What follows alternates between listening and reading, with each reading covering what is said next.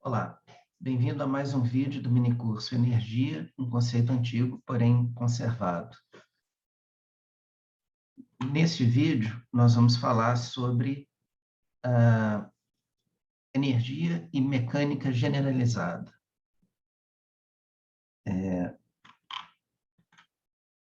Nós vamos percorrer o seguinte roteiro. Vamos falar primeiro do princípio da ação mínima, depois vamos falar sobre mecânica lagrangiana, mecânica hamiltoniana e, por fim, sobre o teorema de Noether. Esses são temas que são menos comumente apresentados, principalmente no nível mais básico, mesmo de apresentação da história da física. Então, mas eu espero que, ao final, fique claro a importância de incluir esses temas aqui nesse curso sobre o conceito da energia. Então, vamos começar falando sobre o princípio da ação mínima. A teoria da mecânica, né, se baseia nas leis de Newton, né, foram formuladas lá no final do século XVII, em 1686, publicadas nessa época, na verdade ele formula bem antes. Mas as três leis são a lei da inércia, a lei, a gente pode chamar de uma lei dinâmica, F igual a massa, Fm igual a ma, força igual a massa vezes a aceleração, e a terceira lei é a lei da ação e reação. A lei da inércia vem lá dos estudos de Galileu e diz que, na ausência de uma influência externa, de uma força externa, o corpo permanece com velocidade constante, né? Isso contraria a ideia antiga do Aristóteles de quando a influência externa termina, o corpo para.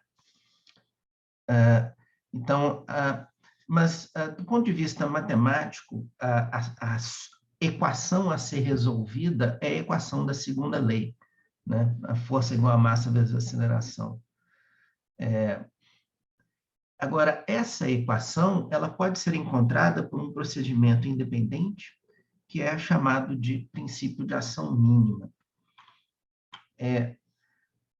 Há um conceito físico chamado ação. Eu não vou entrar em detalhes e definir matematicamente o que é ação, não seria o caso aqui, mas é uma coisa que nós podemos definir matematicamente, podemos calcular, por exemplo, atribuir um valor à ação, e essa coisa pode ser calculada para a trajetória de um corpo, de um ponto inicial até um ponto final, e ela depende da trajetória.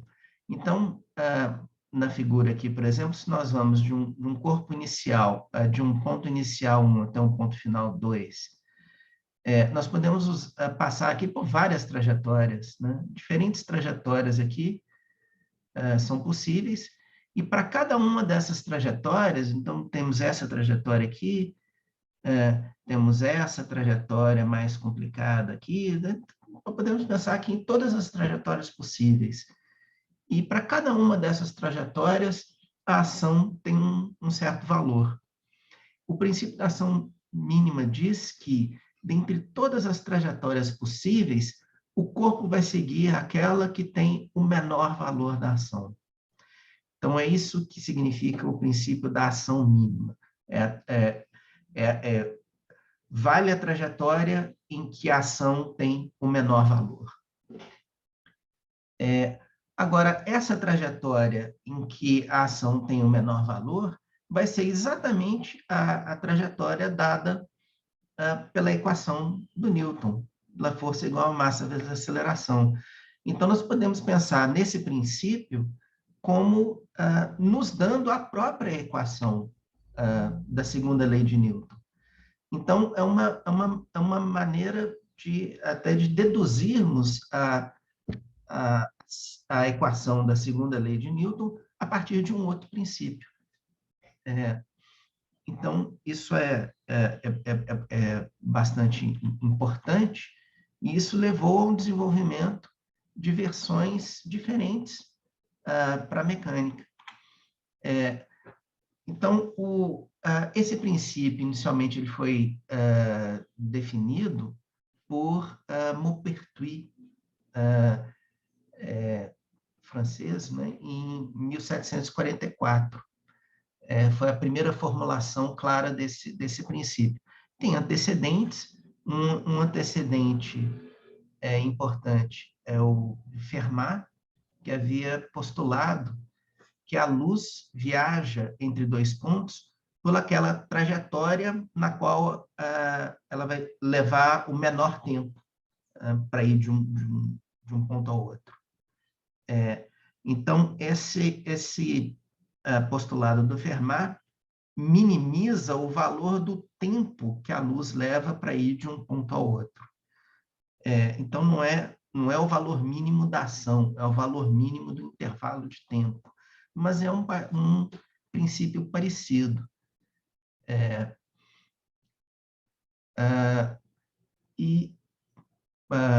Bom, o Maupertuis foi o primeiro a colocar em termos desse conceito ação, mas, na verdade, quase que simultaneamente, o Leonhard Euler fez a mesma coisa. Ele desenvolveu o mesmo princípio de forma independente. O Euler era um grande matemático, acho que possivelmente o matemático mais importante do século XVIII, deu inúmeras contribuições para a matemática, para a física, enfim. Então, realmente um gigante da matemática. E, no mesmo ano, quase que simultaneamente, também produziu o mesmo princípio. Mas com algumas diferenças. O Maupertuis aplicou esse princípio apenas para a luz, e o Euler aplicou o princípio apenas para a matéria. Obviamente, depois, eles viram que estava aplicando o mesmo princípio nos dois casos. O princípio significa que o princípio vale para os dois casos, né? E é o mesmo princípio. Mas o Euler acabou reconhecendo a prioridade da descoberta do Maupertuis. Então, hoje, quando se fala do princípio da ação mínima, se diz que o primeiro responsável, desenvolvedor desse princípio foi o Maupertuis. Mas o Euler estava ali fazendo a mesma coisa, quase ao mesmo tempo. Agora, a partir desse princípio, foram desenvolvidas versões diferentes da própria teoria da mecânica. Então, o primeiro a fazer isso foi o Lagrange. O Lagrange era italiano, depois foi naturalizado francês, foi um grande matemático, grande físico, deu contribuições muito importantes à ciência. A obra principal dele chama-se Mecânica Analítica. Foi o texto mais completo sobre a mecânica desde Newton. Um século depois, né, a grande obra do Newton, o Principia Mathematica, foi publicada em 1686. Então, a mecânica analítica do Lagrange aparece quase que exatamente 100 anos depois. E, nesse trabalho, ele desenvolve o que a gente chama hoje de mecânica lagrangiana.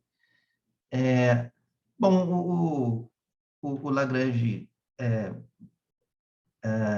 tinha uma grande reputação, ele foi professor da École Polytechnique, né, da Escola Politécnica de Paris, depois ele acabou sendo até senador. Umas características sobre a mecânica lagrangiana: primeiro, ela corresponde a uma reformulação equivalente da mecânica newtoniana, só que baseada no princípio da ação mínima. Então, parte do princípio da ação mínima com algo fundamental, e você reformula toda a teoria do Newton com base nisso. Utiliza coordenadas generalizadas. Isso é uma questão técnica que não dá para elaborar muito aqui, mas as coordenadas que se pode utilizar para descrever o movimento do corpo podem ser escolhidas com um pouco mais de liberdade. E isso ajuda, em alguns casos, por exemplo, com movimentos, por exemplo, que a gente chama de movimentos com vínculo. Por exemplo, o movimento de um corpo pode estar no espaço tridimensional, mas se o corpo está confinado a se mover apenas num plano, ao invés de no espaço inteiro, você está colocando ali um vínculo, quer dizer, você está restringindo o movimento. Então, isso gera, se você está pensando no movimento no espaço, se você restringe apenas um plano, isso gera uma equação de vínculo. Então, e coisas desse tipo. Isso é só um exemplo para pegar a ideia. Então, coordenadas generalizadas facilitam bastante o estudo do movimento quando você tem esse tipo de coisa. Essa mecânica lagrangiana utiliza uma função especial, hoje nós chamamos de função lagrangiana, o Lagrange não deu esse nome. Bom, na verdade, ele nem definiu direito essa função, eu vou comentar sobre isso daqui a pouquinho, mas uma função que a gente chama de função lagrangiana, que é a energia cinética menos a energia potencial, ali K menos U. K é o símbolo que estou usando aqui para energia cinética e U para energia potencial. Esses termos já foram apresentados antes, em vídeos anteriores.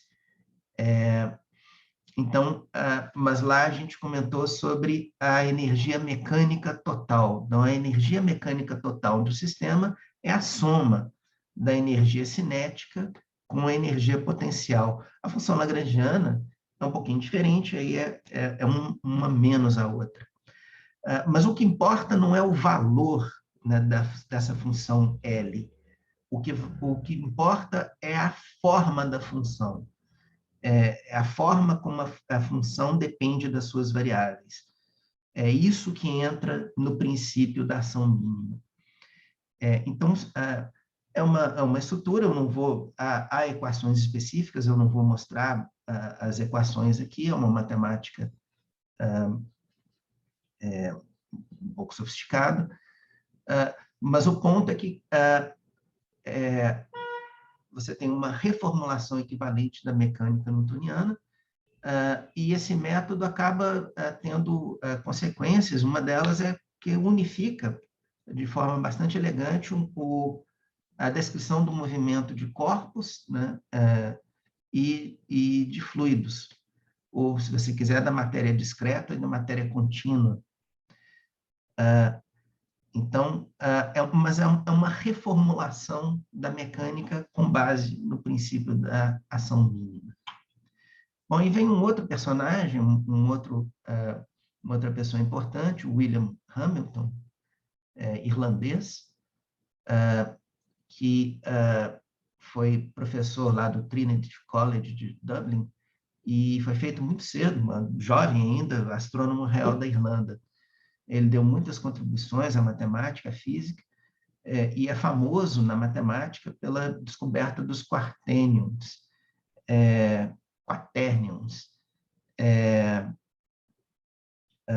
Não vou dizer muito o que é isso aqui. Para quem conhece números complexos, você pode pensar muito grosseiramente os quaternions como se fossem números complexos em 4 dimensões.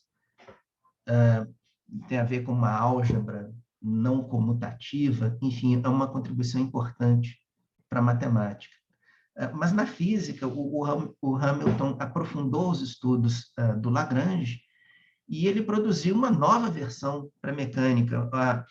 O Lagrange já tinha feito uma formulação, como eu disse, equivalente à de Newton, de uma nova forma, usando o princípio da ação mínima. O Hamilton fez uma nova reformulação, apresentou uma segunda versão. E, na verdade, até uma terceira versão.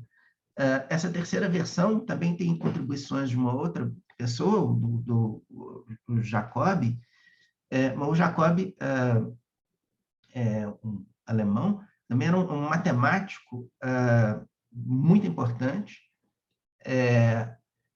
e que que deu também contribuições para essa terceira teoria, né, que a gente chama hoje de teoria de Hamilton-Jacobi.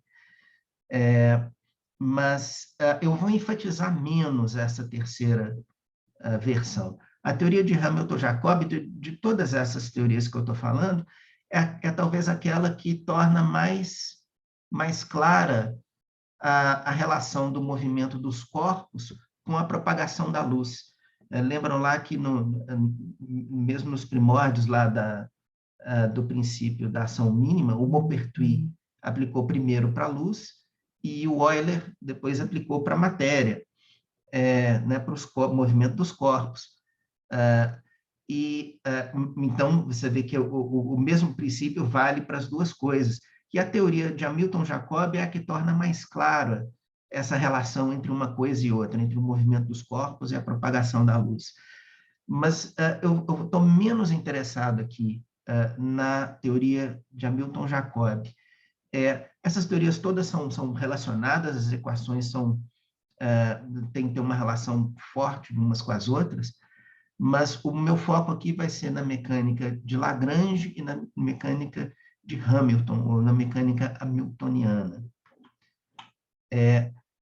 Falando especificamente da mecânica hamiltoniana, então ela tem semelhanças com a mecânica lagrangiana, ela também é uma formulação alternativa à mecânica do Newton, também é baseada no princípio da ação mínima, também utiliza uma função especial, que nós chamamos hoje de função hamiltoniana, usamos um símbolo H, só que nesse caso a função hamiltoniana corresponde, em termos de valor, à energia mecânica total do sistema. Então, eu tinha comentado ali que a função lagrangiana inverte o sinal de um dos termos ali, mas a função hamiltoniana não, ela corresponde à energia total do sistema. Mas não é a mesma coisa, o H não é exatamente a mesma coisa que o E. Aqui, o valor da função hamiltoniana é a energia total do sistema. Mas o que interessa para a estrutura da teoria não é o valor do H, assim como L, né? Não é o valor da função, mas a forma matemática, a forma funcional da função. Como a função depende das suas variáveis. É isso que entra na matemática da dedução das equações e no uso do princípio da ação mínima. Então, entre o H igual a K mais U e o E igual a K mais U, tem uma diferença aí no espírito. Na primeira linha, o que entra em jogo ali é a forma da função. O E seria o valor numérico da função hamiltoniana. Então, o valor da função hamiltoniana corresponde à energia mecânica total, mas não é isso que importa mais do ponto de vista da estrutura da teoria. Um fato que vale a pena falar aqui é que, na verdade, eu tinha falado antes da função lagrangiana, quem definiu esse nome, na verdade, quem definiu essa função L e deu esse nome de função lagrangiana foi o Hamilton, né?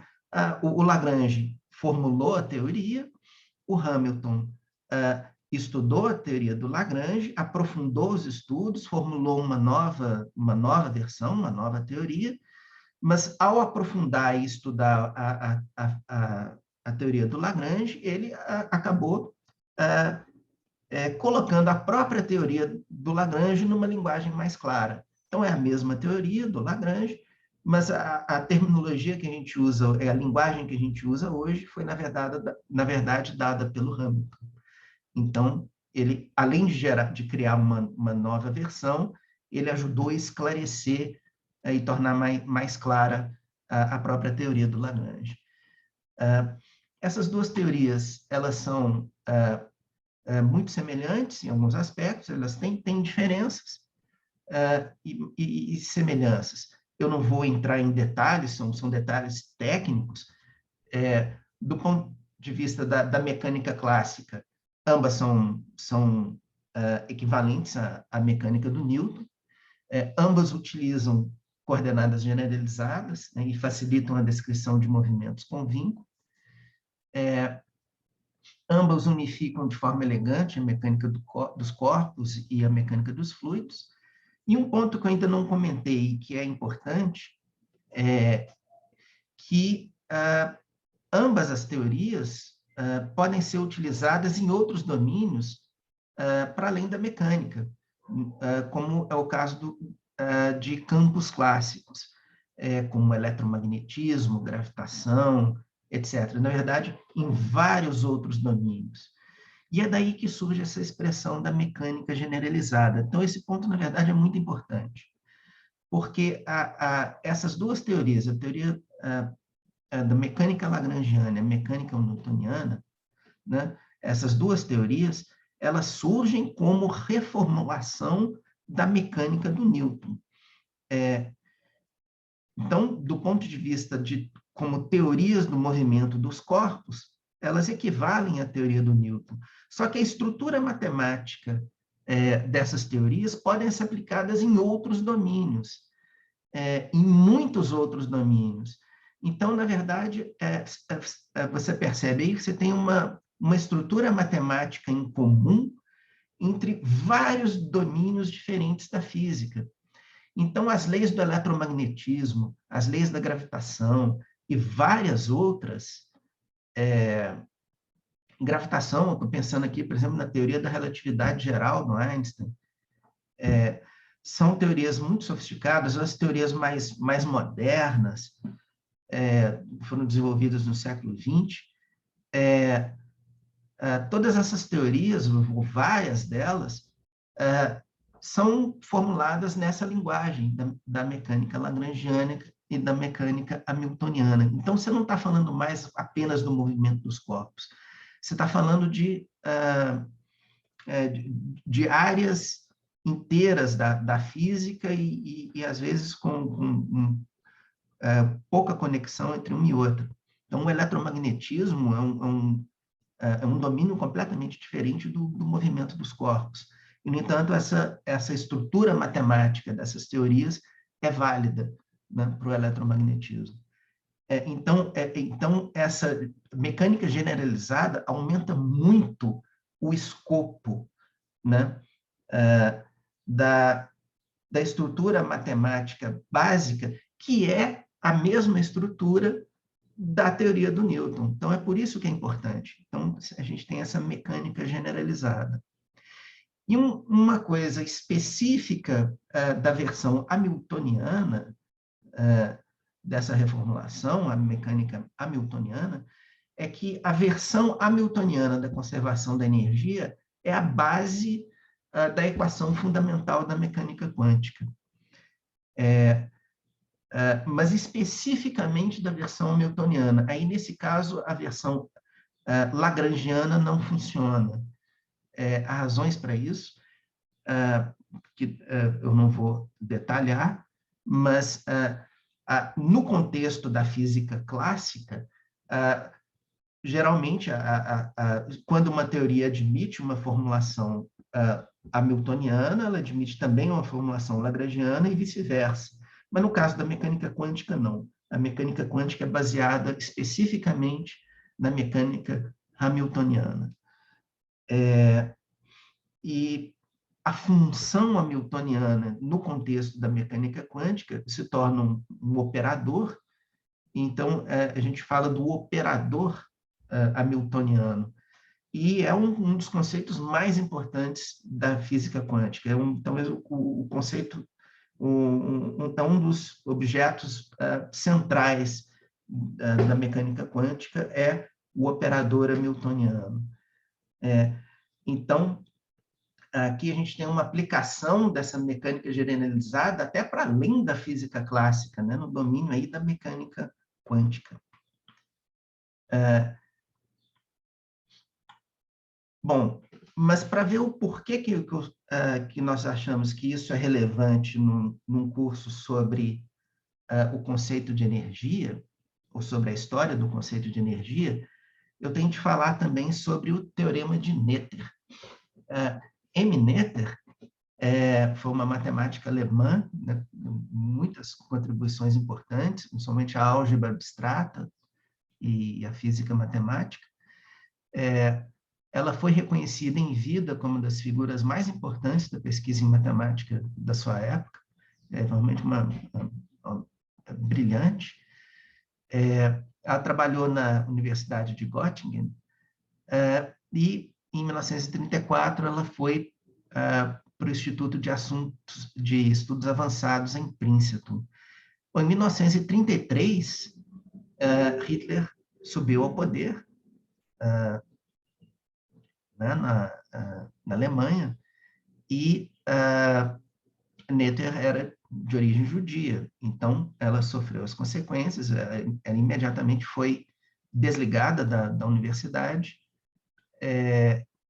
e um ano depois ela foi para os Estados Unidos. Bom, ela tinha ligações lá com a Universidade de Göttingen, no início foi um pouco mais complicado, na época não era comum mulheres terem cargos de professores universitários, então ela teve lá as suas dificuldades com relação a isso, mas isso não a impediu de se projetar e de se impor, como eu falei, como uma das matemáticas mais importantes da sua época. Então, ela era muito respeitada no meio científico da época. Então,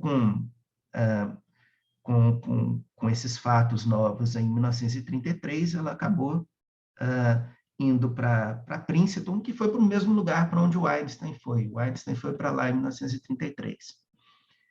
Só que, infelizmente, a Noether acabou adoecendo e morreu logo depois.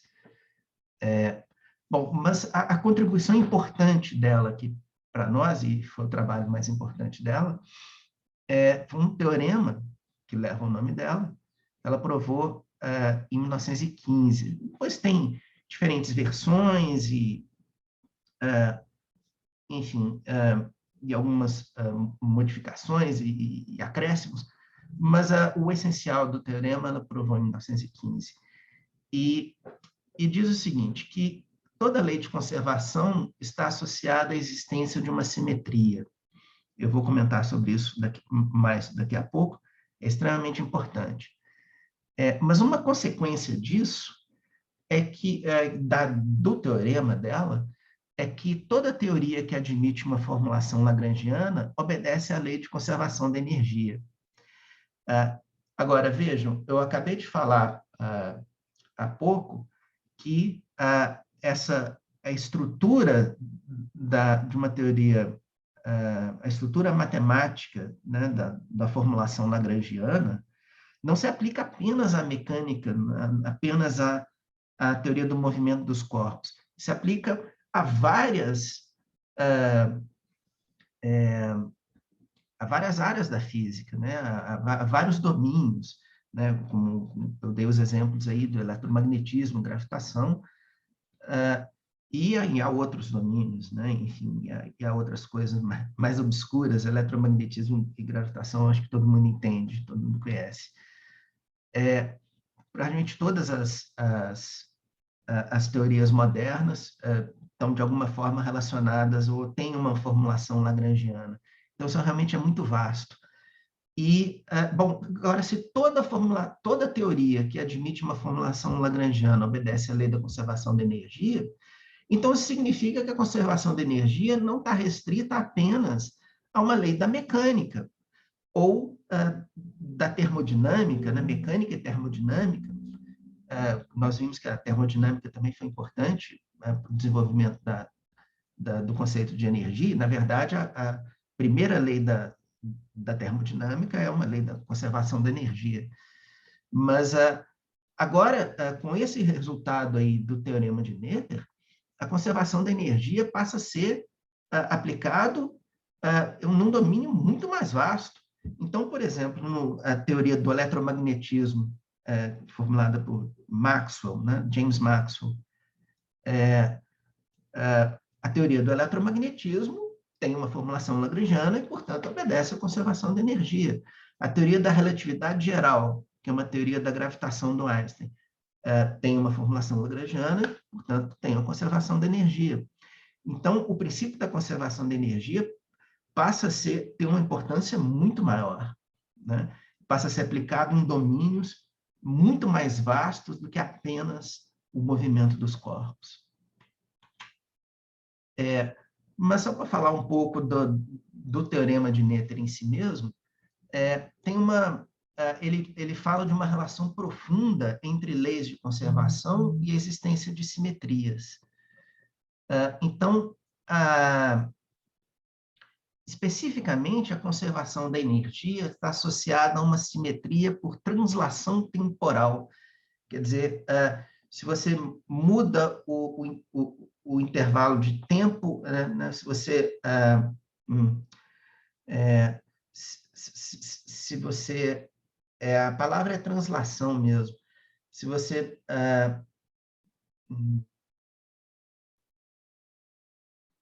se você translada, né, se você faz um arraste pelo tempo, então esse é um tipo de transformação. Se há uma simetria do sistema por esse transladar, né, por esse arraste temporal, você tem uma conservação da energia. Mas há outras, por exemplo, uma translação espacial leva à conservação do momento linear. Uma simetria por rotação leva à conservação do que a gente chama de momento angular.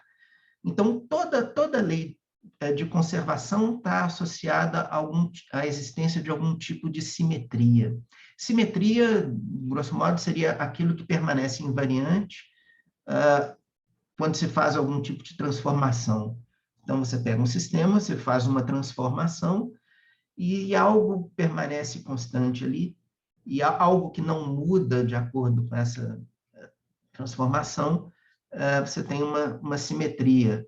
Então, por exemplo, sei lá, a letra A, se você olhar a letra A no espelho, ela continua a mesma, né? Ela tem uma simetria, exibe uma simetria. Se você olhar a letra F no espelho, você vai ver ela ao contrário, ela não tem a mesma simetria que a letra A, nesse caso.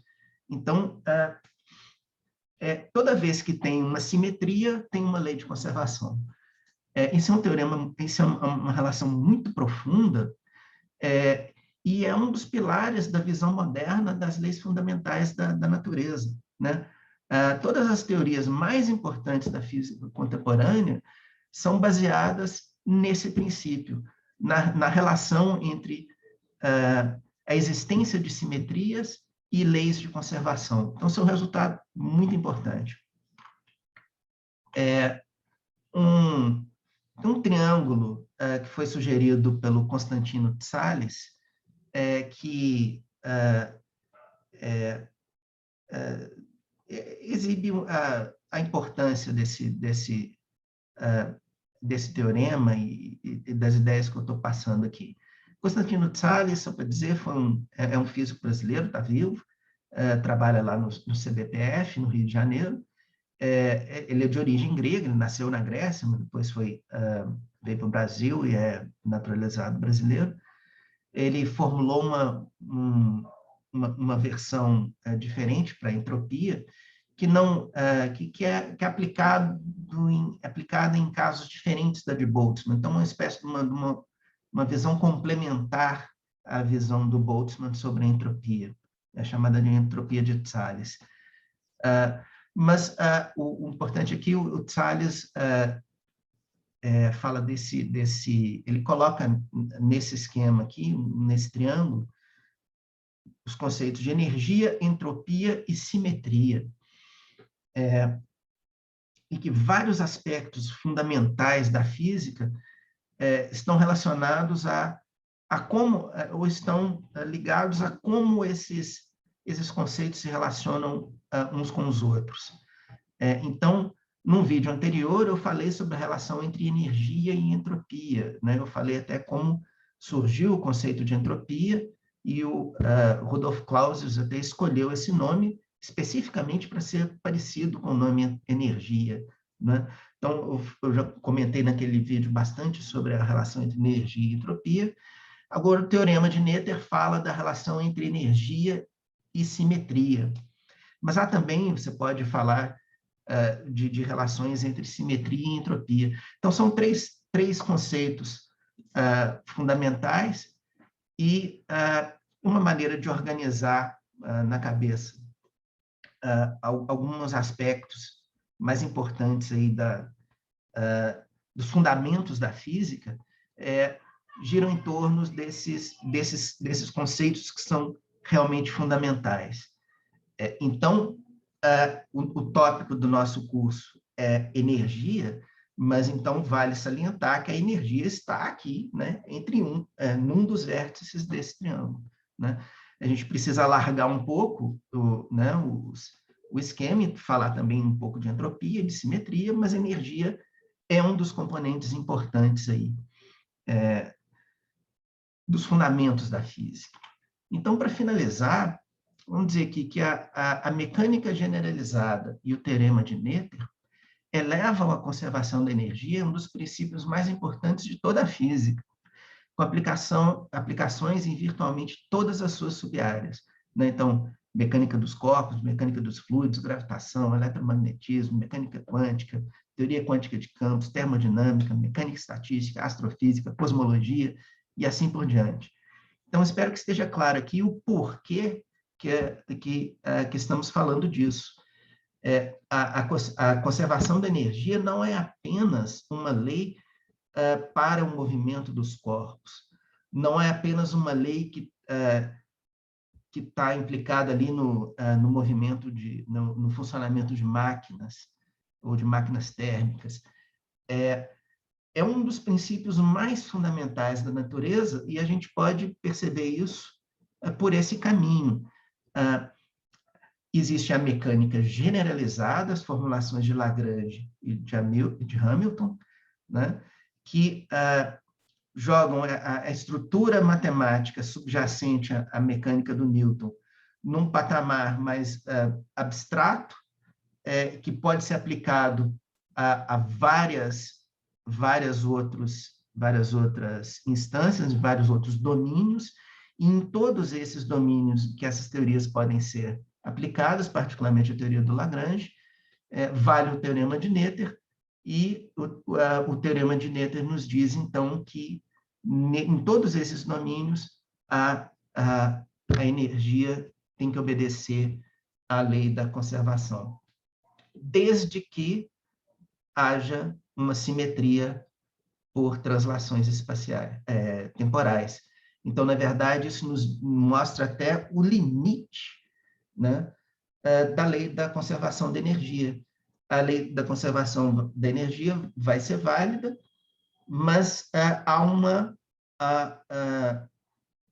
desde que exista uma simetria associada, tem que haver uma simetria por translação temporal. Se não houver essa simetria, a lei da conservação da energia não é válida.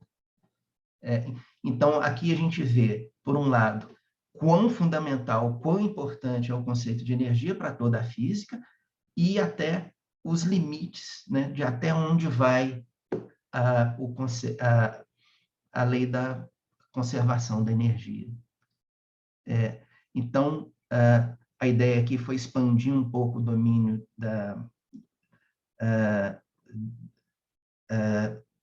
de aplicação, né, do conceito de energia e de entender o papel da energia em um contexto maior, até da física como um todo. Então, com isso, eu vou terminar o vídeo e agradeço a todos que assistiram até o fim esse vídeo e o curso como um todo. Espero que tenham gostado. Então, obrigado.